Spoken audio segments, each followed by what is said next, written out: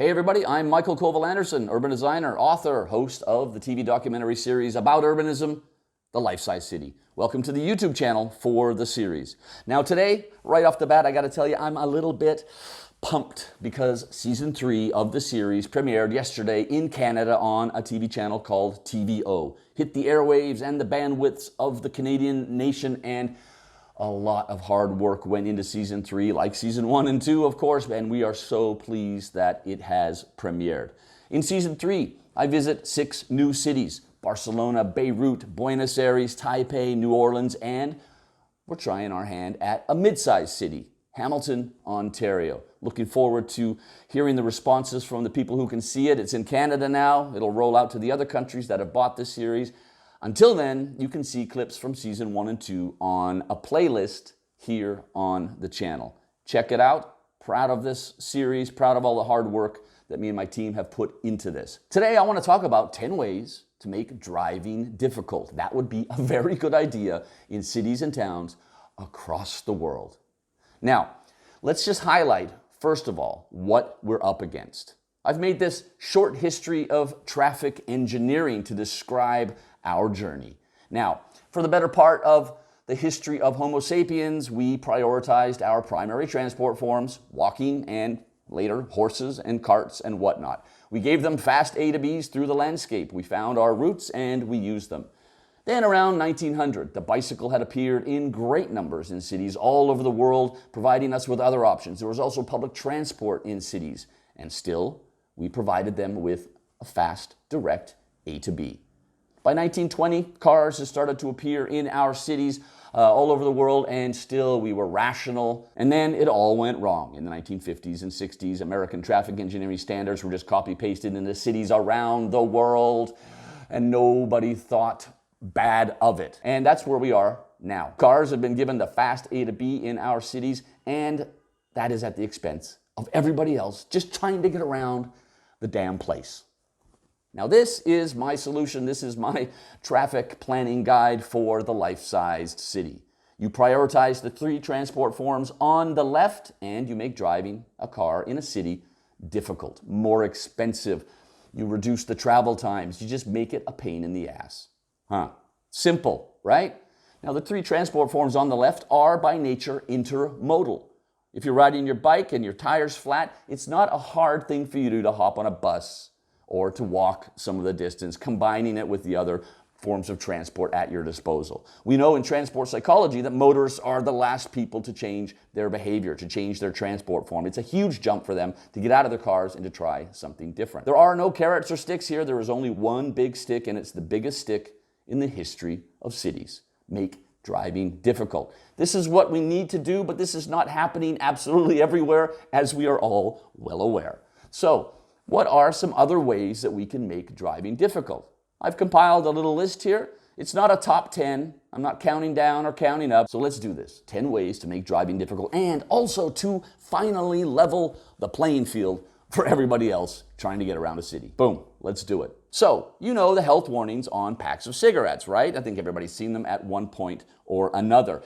The standard font, and the format, it was internationally accepted, and now we have a lot of these graphic photos on cigarettes, right? Back in 2008, I thought, hey, wait, this might be a really good idea for cars. I took all of these warnings on cigarettes and I asked a doctor friend of mine, and she confirmed to me that almost all of the warnings on cigarettes apply also to automobile traffic. Seriously.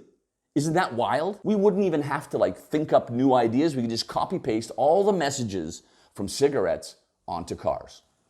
Maybe it would look like this. Imagine if we all woke up wherever we happen to be next Monday, and there was legislation that came into effect that day that all motorists had to have health warnings on their cars. The same kind of rules could apply, that 30% of the surface area of each side of the car would have to have a health warning on it.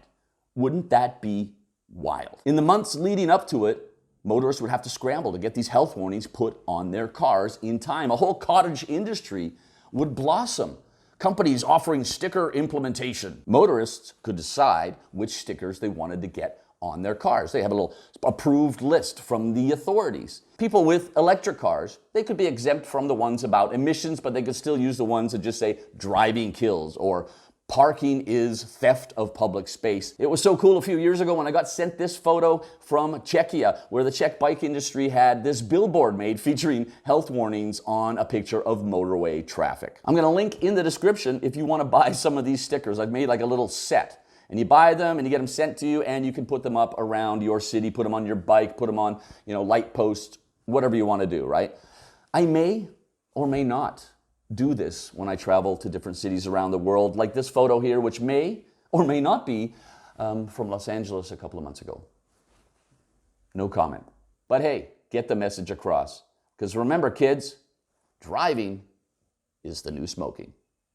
Now, the next one here. Gordon Tullock was an economist who did a lot of really great heavy thinking about economic stuff, I assume.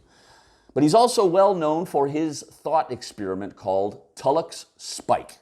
I had this graphic made to illustrate it right here. Tullock thought that if we were serious about road safety, then this idea should be implemented. Imagine how careful drivers would be as they move through the urban landscape if they had a spike pointed right at their chest the entire time. It would be amazing. Risk compensation would take care of the rest. So let's make this standard in cars, and let's start tomorrow. Here's the next one. Why are car horns not as loud inside the car as they are outside? Seriously. Why do the rest of us have to listen to that? I live on a busy intersection, and every time one of those little motoristy people, with a little bit of road rage, honks their horn at the other motoristy person doing something that they don't like, who has to listen to this? All of the pedestrians and cyclists around this intersection, the elderly, man, they get freaked out with these loud noises, kids as well, animals as well. And I've also estimated that there are about 150 apartments that have to listen to that one car horn in the intersection outside my home. That is just not fair. Make car horns as loud inside the car as out. And while we're on the topic of sounds regarding traffic and cars, why don't we let that car horn be the only sound that can be heard inside the automobile? There have been some interesting studies that show that cyclists and pedestrians who wear earbuds in traffic actually hear more than motorists sitting in their car with their windows rolled up and nothing on the radio or the stereo playing at all. Some places have even made it illegal to ride a bike with earbuds. Some places have even proposed doing that for pedestrians, but nobody is talking about the elephant in the room, as always, the automobile and the motorists sitting there in their insulated cars. Modern cars are incredibly insulated. It's really hard for noise to filter in. But then they have a stereo playing. In some countries, the screens where you can watch shows while you're driving your car with that sound as well. It's just not fair. This is not a level playing field. So let's make car stereos illegal. And let's force the car manufacturers to produce vehicles that allow the sound to filter in even better so that they are more aware in the traffic. So let's talk about safer intersections. Look at that. Why not? Seriously, why not? If we're serious about traffic safety in intersections or where a bike path or a crosswalk crosses a road, we should be doing this. Switch it up, Bubba. You want to cross the intersection? Roll down your window and push a button. If it doesn't inconvenience the cyclists and pedestrians who are using the intersection at that time too much, you know what? We might even let you cross. You might have seen signs like this where you live. Cyclists dismount. Get off your bike to cross the street or whatever. Because your municipality is a complete slave to a last century traffic engineering mindset and just can't think differently. Does not compute, does not compute. So what about if we just reversed it? I made these two signs here, one based on the UK signage and the other one based on the Danish traffic signage. The Danish one there says, motorist, get out and push. Apart from massively improving safety, saving lives, reducing injuries, this would have other amazing consequences. The motorists who are left who still were driving around, they would be out shopping for smaller cars, man. Because if you had to get out of your car every time you had to cross a busy intersection with lots of pedestrians and cyclists or whatnot, you're going to want a car that doesn't weigh very much, that's kind of easy to push across it. Man, hashtag winning. Okay, so airbags in cars, That's a thing, and fair enough. It provides an extra level of safety and security for the car occupants. But that's about all it does, right? Over a decade ago, the Dutch Cyclists Union, the NGO that promotes cycling in the Netherlands, they had an article with kind of a weird idea, kind of a what-if idea. It was a simple idea, but man, it caught fire, at least for a while. Why don't we have external airbags on cars to protect the cyclists and the pedestrians that these motorists keep on hitting? Why don't we place the responsibility on the most dangerous vehicle in the traffic and the user of that vehicle instead of on the vulnerable traffic users? Actually, in Danish, we don't say vulnerable, we say soft traffic users. Completely different. And I have no idea why I just told you that. Whatever. This was a good question from the Netherlands. It was such a good idea, so intuitive, that it got traction and it got some funding from the national government.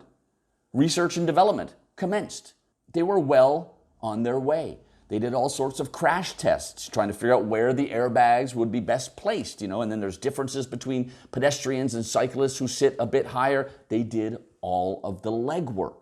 It all looked amazing. I was following this back then. I remember an article back in March 2010 that said this is so far advanced that all new cars in the Netherlands will be equipped with external airbags by 2015, and it'll only cost a couple of €100 extra on the list price of the car.